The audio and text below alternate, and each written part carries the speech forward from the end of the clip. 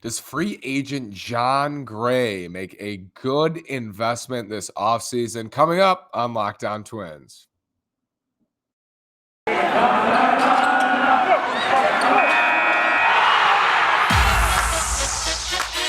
You are Locked On Twins, your daily Minnesota Twins podcast, part of the Locked On Podcast Network, your team every day.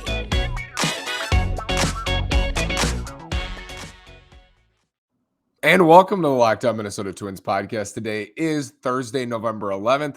Happy 11/11. Make a wish. And I'm your gracious host, Nash Walker. Thank you for making Locked On Twins your first listen every day.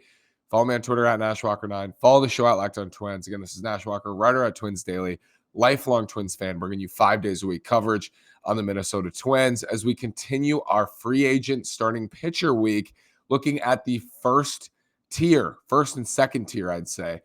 We've broken down these tiers. Max Scherzer, it's a deep class, and I've stressed that with this class. Very deep starting pitching class. That actually is a better thing for the Twins than a top-heavy class, because when it's top-heavy, like it was in 2019, we talk about Garrett Cole and Steven Strasburg, the Twins have no chance to sign Garrett Cole and Steven Strasburg in free agency. And when there's a big drop-off to that second tier, the Twins can get hurt and sign Homer Bailey. That can happen. But this year, it's less top-heavy, deeper, which gives the Twins more avenues, more opportunities to sign someone in those middle tiers.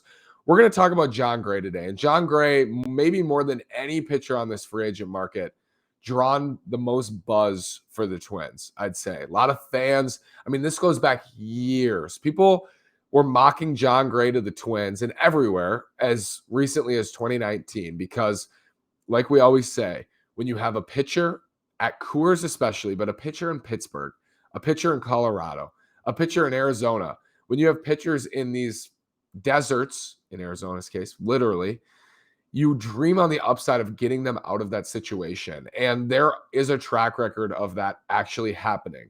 Garrett Cole, you look at Joe Musgrove as recently as this year, Robbie Ray, getting guys out of certain places, working with them yourself, Kevin Gausman. I mean, the list just goes on and on. There's so many guys who this can be applied to. And there's always been this sense with Jon Gray that he's one of them too, that he's one of these guys that if you got him out of Coors, you got him out of Colorado, put him on a winning team, a good forward-thinking organization that can develop pitching, Jon Gray is going to thrive. And whether that applies to the Twins, those notions before, I don't know. It's subjective. But I do think they're forward-thinking for sure. And I think they've made adjustments with pitchers that have worked in the past in the last couple of years. So there is that feeling with Jon Gray. And when you look at a guy like this and think about the upside, it's always about the stuff. It starts and ends with the stuff, because you're not going to look at, let's say, Kyle Hendricks just from a stuff standpoint. If Kyle Hendricks was like struggling in Chicago and never was the great pitcher that he is, just continue to struggle and struggle, he's not a guy you look at and say, oh, we get him out of Chicago, like we can turn him into an absolute weapon. And Kenta Maeda, to be honest, wasn't that either. There wasn't a feeling when Kenta Maeda came from the Dodgers. A big part of this is that the Dodgers are maybe the most forward-thinking organization in all of baseball, but there was not a feeling that he was going to be unlocked. So that's why 2020 felt like such a surprise in the shortened season, that he pitched the best baseball of his life. But it was a shortened season, and he was not good in 2021 for a lot of it. Now, I will say he was injured, and he was phenomenal in July.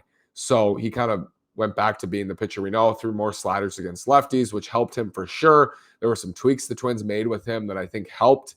But we can look back in 2020 for Kenta Maeda and say that was a little bit of an outlier for sure, his second-place Cy Young finish. But he has the talent, and I think there are a few tweaks that were made with him. Long way of saying these guys exist. This happens, I wouldn't say often, but there's one or two pitchers every year who get out of a certain situation and thrive.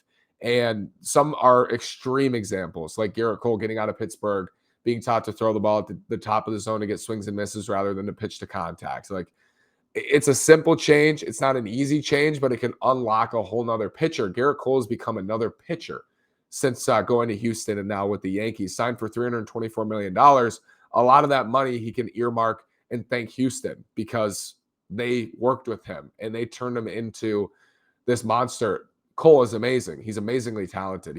I think he was the first overall pick out of UCLA. So it's not like he doesn't have, the credentials and doesn't have the arm strength or any of that. It's because he has those things that the Astros were able to work with him and unlock a whole new guy, a whole new strikeout machine. And you look at Joe Musgrove now going to the Padres. You look at some other pitchers around the league who have moved, and it helps you to think about others, and it makes you look at different situations. You look at Arizona, I always look at their staff. I always look at Colorado's staff. It's always a staff that's going to be looked at, not because Colorado's not forward thinking. They're not. I don't think they're perceived as an organization that's forward thinking.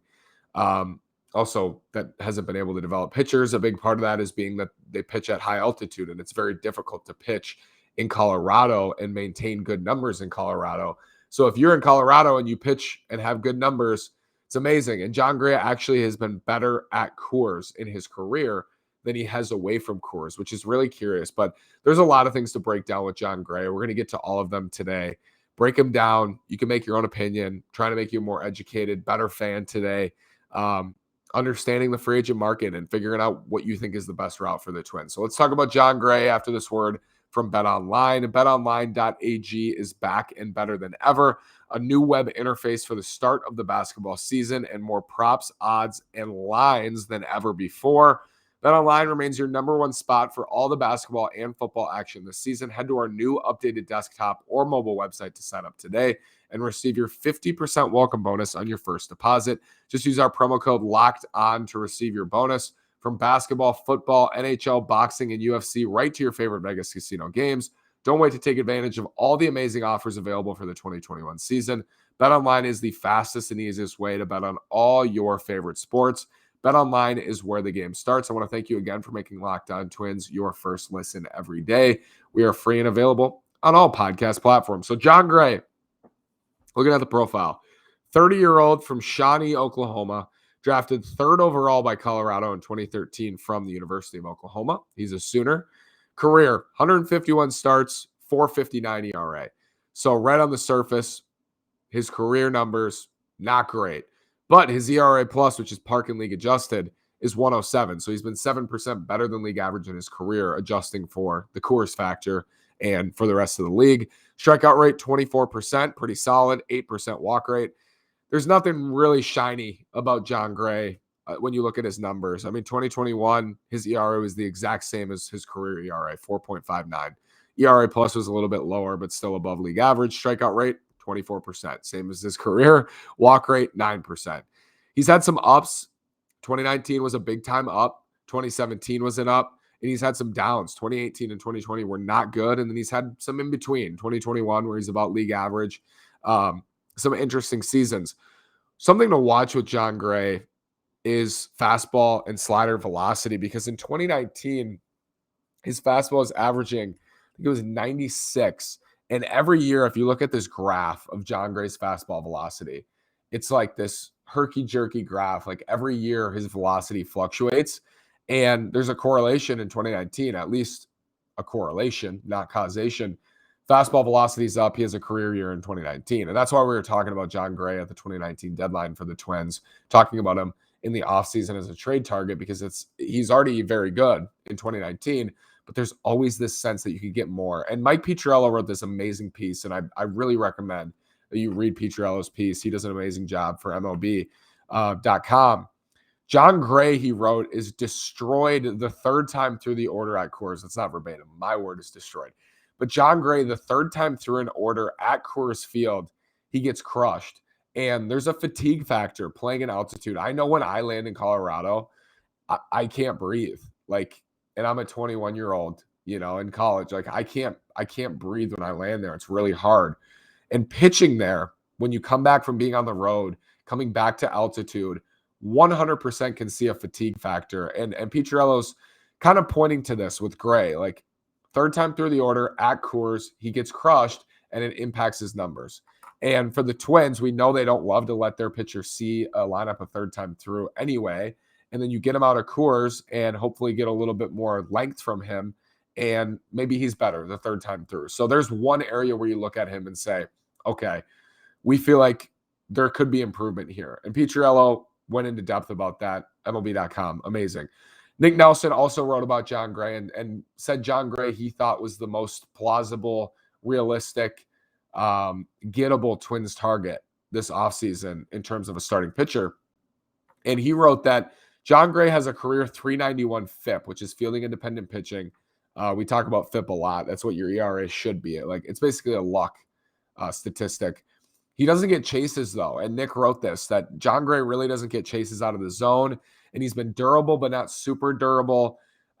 He's one of the youngest starters on the market, and it's really important. And I actually want to go back and as I talk about Robbie Ray and I talk about Kevin Gausman and Marcus Stroman, I want to stress with them too, you're not paying for the past, you're paying for the future. And I think that's so easily forgotten. I forget that all the time. Like, I need to remind myself, you're not paying for the track record. And so maybe I get caught up too much in the track record and I obsess over what a guy's been, when in reality, you're paying for the future. You're paying for what you think he will be and what you think he can do for you this year, next year, however long that contract is. And when you put it in that way, it makes Jon Gray so much more attractive to me. Like, it just makes him a much more attractive target. And here's a big reason why. I mentioned the stuff at the top of the show. It starts with stuff. It ends with stuff. Jon Gray, 95-mile-an-hour fastball this year. It's a low-spin fastball. It's not a great fastball. Like, his fastball gets hit hard. But we also know that as at Coors Field, the rise on a fastball gets knocked down by altitude. You don't get that rise, spin effect at the top of the zone. It's going to reduce that. His slider's at 87 miles an hour. His slider's an elite pitch. It's already an elite pitch. It's a great, great pitch. And it's a hard slider. We know the Twins love hard sliders. And then he has a changeup that he kind of mixes in just for show. Not a good pitch. So against righties, 92% fastball slider. That's all he needs because his slider's so good. So command the fastball up and in, sliders down and away. Beautiful. You're going to get a lot of strikeouts that way. I think you could figure to throw the ball at the top of the zone for sure. Fastball's up, sliders down and away. It's a beautiful formula. We know it works, especially righty on righty. If you can command the ball up and then down and away with your slider, you're going to get a lot of swings and misses, and you're going to get a lot of outs.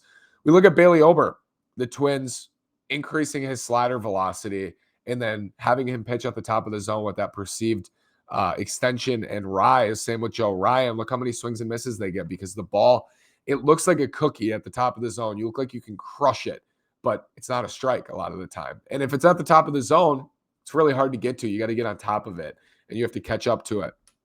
So we know that fastballs up, sliders away is a beautiful formula. Jon Gray is 82% fastball slider versus lefties. I think you should bump that to like 90, 95, like get it in the same range because he really doesn't have anything secondary. I mean, his curveball is decent. It's high spin, kind of probably uses it to get ahead in counts, and maybe you could throw it a little bit more. But I think the biggest change for him is one, getting him out of Colorado. And the effect of that, I think, is there's a dramatic sense to it. Like, oh, you get him out of Colorado and he's going to be an ace. I don't think that. But I also think that if you get him out of Colorado, he'll be better. I think his overall numbers will be better. So somewhere in the middle, and Keith Law wrote about Jon Gray as somewhere in the middle on him too.